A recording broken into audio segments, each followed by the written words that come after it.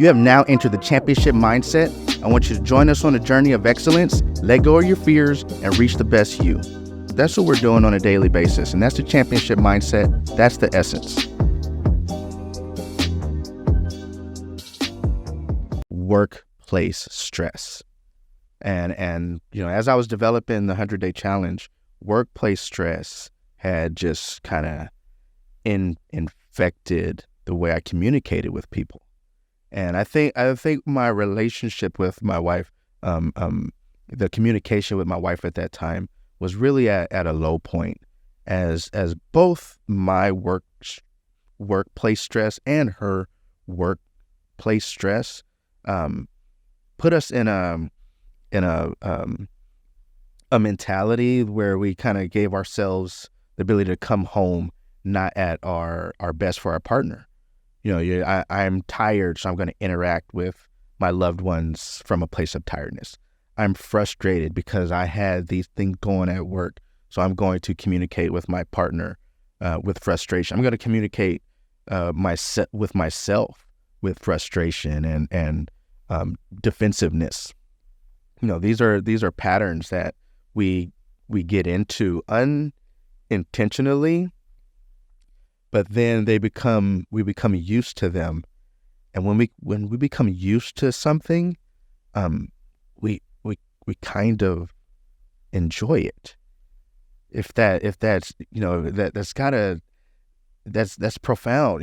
If you're doing something so much, you must enjoy it, right? Or else you change it. But these are the types of conversations we don't have with ourselves and take responsibility for where we find our problems. We're in problems and we think that we don't have, a communication to it. We feel like we don't have a responsibility to act to change it. And I feel like that's what the challenge was about. It was about being intentional about growth in every single domain: health, wealth, happiness. So I'm going to wake up and I'm going to be conscious of how I'm spending, because I know if I don't do that, at the end of the week, I'm going to be broke because I lack discipline in my eating habits. I lack discipline in my travel habits and lacked efficiency in my life in a multitude of ways where it has crammed up on me. It has crowded the space for actual happiness, for actual rest. There was this class where we worked on management, time management. How do you find yourself passing gas stations and running out of gas with a full pocket of money? How embarrassing is that, to be able to do something that will improve your life, but not willing. And this is where I feel like that sports culture, everybody should experience it. Every young person should experience a sports culture at some point, whether they like it or not. As a young person, you don't know what you like. You are too young to make decisions for yourself. We have got to accept that as a reality in society and stop feeling like babies, children, teenagers, adolescents, adults are beyond reproach from somebody who is empathetically, who is capable of seeing from an outside and saying, hey, that doesn't even meet the standard that you set for yourself. That doesn't need, hey, how you're acting doesn't meet the standard for you achieving what you said you want to achieve. You might want to make an adjustment. But we're so reactionary, we're so defensive these days, where we can't experience growth. You cannot be real with someone. You have to be politically correct. That voice has been so empowered, where it says, hey, you felt a certain way, something must be wrong. Well, fear can be a healthy thing sometimes. If it saves, if it's linked to, some logic, some wisdom. I don't want to I'm scared to stick my hand in a bear's mouth. There's a reason for things. There's a way that you can see the world and understand it. That's why, I'm able to say, yeah, I can get wisdom from this religion and not be ascriber to all the tenets of that religion. I can, acknowledge that makes sense from that prophet that you're telling me, or that historian that you're telling me, and not ascribe to the totality of the message, because it's just a part. Just as you are a part, all the information is given to you, is provided to you for you to make sense of it. So, as we're making sense of it, give yourself the grace, give yourself the love internally to keep going. I tell this with my team, my football team. I'm a coach by trade. The work is the gift, and I have a whole video on that. You have to respect the work as part of the process. So often we feel like the reward was the gift. No, the reward was earned. Anybody that has accepted accolades for something that they have done was likely linked to a body of work, of commitment, of service. That reward was not the gift. The opportunity was the gift. The work, the daily effort, the pain of improvement, the body aches, the sitting with yourself and knowing that wasn't my best, the appreciation that somebody coached you up and showed you the way and said, hey, that wasn't your best, and you not saying, oh yes it was, you're not respecting me, and saying, hey, you respect me enough to tell me that I can be better. I really feel like as young people accept that reality, that emotions and feelings are natural, that they're not something to be escaped all the time, that growth is right in front of you every single day, and success is not like a formula of ability. It's a formula of effort and time. Now, somebody might be more natural and pick up a basketball and, hit threes all day. But without the daily effort, that person will bottom out before the guy that has talent, or the girl that has talent and just puts in the work on crafting their form, maybe modeling, best shooters, and giving that daily effort. That person is going to be a more consistent performer, as opposed to the talent that doesn't work. So we all have the ability to achieve. What did the journey do for me? What did the 100-day challenge do for me? That's a question that I get a lot. Is, okay, yeah, we saw you posting, we saw you, engage in you were walking, you're doing your home workouts, you're journaling. What was the culmination? I'll tell you what. I had the best 2023. That I guess I'll say the best year of my life in 2023, after the 100-day challenge, health, wealth, and happiness challenge. So at about day 40, right after about day 40, we one of the challenges around like day 36 was to have a tough conversation with somebody you're close with. Somebody, if you're having friction in your relationships, have a tough conversation, and that is going to be so beneficial as far as what happens forward, whether the outcome be negative or positive. I think people avoid tough conversations because they have the expectation that the outcome is going to be negative. And back to what we were talking about as far as not wanting to experience negative emotions, you end up staying in a comfort zone that is nothing but negative, whether that be a toxic relationship, whether that be a toxic workplace environment, whether that be a toxic habits that you've picked up.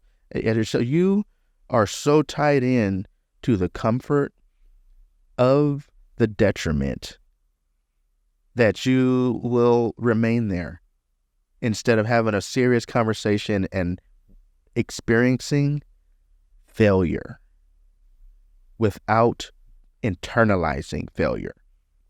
That is the art. That is what the challenge is, 100-day challenge, 75-day challenge, 30-day challenge. That's what it's all about, is can you take on an expectation that is going to improve you? Can you work through the elements of success, through the models of success? And if you falter, can you be honest with yourself that it was your responsibility to do it and to improve it? That is such a real wisdom that is just lost. It's not even in our culture anymore. It's actually being avoided, to take criticism, experience not having it, not being your best, and saying, I'm going to be better. Wow, what a concept that is. Okay, so I feel like that is the essence of the championship mindset. I am going to be better every single day. That is the goal. It's not the championship outcome that's the goal. It's the commitment to the daily process. And just how basketball players, football players, weightlifters, Olympians can find passion in extreme, rigorous work. They can find joy in the moments of success, and that sustains them through the periods of failure, through the periods of tiresome and loneliness that it's sometimes you experience as you're on a journey of achievement. The not being able to go out, the not being able to waste time with your friends, the discipline that goes with it. We think that that's a negative thing. The discipline is the negative thing. The discipline is the gift. The discipline is what will help you achieve success. Any success without discipline, you ever have these lottery winners that don't know how to manage money. They don't know how to experience success, so they lose it. This happens all the time. Somebody gets an opportunity that they weren't ready for and they lose it. Where you get somebody who's prepared and gets that opportunity and just flies. That should be our mindset every day. I'm going to work, and when I get the opportunity to fly, I'm never coming back down. So the championship mindset is not just about sports. It's about life. It's about waking up with that Mamba mentality. I don't know if you've ever watched that Spike Lee movie, Doing Work, where he documented Kobe's 81-point game. And you watch it like a movie, and it if you're looking for like these highlights or like these cut ups, as if we're watching the air up there, the old Michael Jordan movie. No, this is just like sitting courtside on a game and watching Kobe do exactly what it says, do work. And he scored 81 points, and it seemed so monotonous. He's setting picks, he's playing defense, he's getting easy buckets, he's at the free throw line, he's just doing work. And it was so surreal. You see what a real champion does day in and day out, and it seems hard. It seems like, well, why would I ever utilize a Kobe Bryant as a model? He's too great to even aspire to. Why do I, look at the, why have these big successful moguls be my example? And I really think you should be careful of that. A mentor and an idol are two different things. I think having this expectation that success means I'm going to be, neck and neck with my idol. I want to live that lifestyle, is a meaningful goal. And I think that is really where you have to start. When you're searching for happiness, as I said, expectation is the root of all disappointment. What is your expectation? Where does that come from? What is waking you up every day? Is that something that is fulfilling, whether you find success on a daily, on a daily level, on a daily timetable or not? Is the journey worth it? Is it big enough to get you up every day? And do you have the dedication to achieve it, not just next week, but 1, 2, 5, 10 years down the road? Is that something that will still be moving you because you found something in you that you can't relinquish? And I think that's really, again, where you find, sports, not just professional athletes, but sports people will live a whole football life. I played football from when I was 7 all the way through Pop Warner and high school and college, and got right back into coaching and teaching and mentorship. And I've turned my love for a game into a profession, and I've really turned it into a calling. There are others who I am able to fortunate enough to come into contact with and have a message that inspires them, to have a training that prepares them for their own success, whether that be in the game of football, or the game of football just being, a stepping stone towards understanding something else about themselves, and them taking that understanding and becoming successful in life. High school football and college football, in the past more than now, kind of losing sight of what a game, is supposed to do for you. What a sport is supposed to do for you. And it's back to that analogy of the lottery. People see the game as their lottery and confuse that with a meaningful pursuit. Thinking that, hey, I'm going to set myself up financially because of this sport, and that is the value of it. And it could be further from the truth. This game will set on all of us, but, can you take the lessons learned through that physical pursuit? Because sport is not just physical. And I kind of, anybody that still has that dumb jock, stereotype really doesn't understand, the current nature of sports. Your sports athletes are going to matriculate to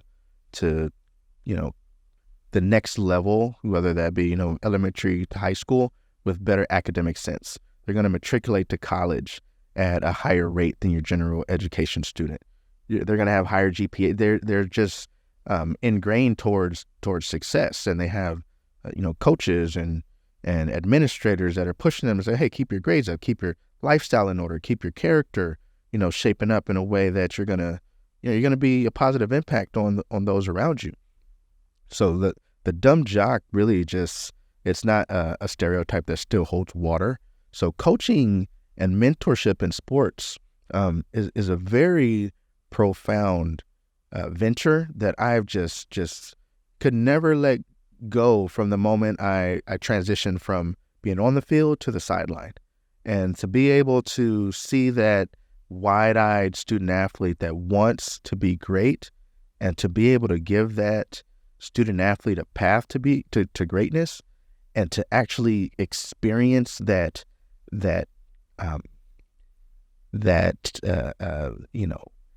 pursuit and that excellence and that realization, right? That ascendance to their best self, not just as athletes, but as student athletes and as people. oh my goodness, there's no feeling like it. That's what coaches live for. So, in 2023, I had a ton of success in coaching and teaching and in my life, and it was all due to a program. What some of the other questions that I get in the chat, ask questions. I appreciate you guys. Have a great day. Be your best self. Be a champion.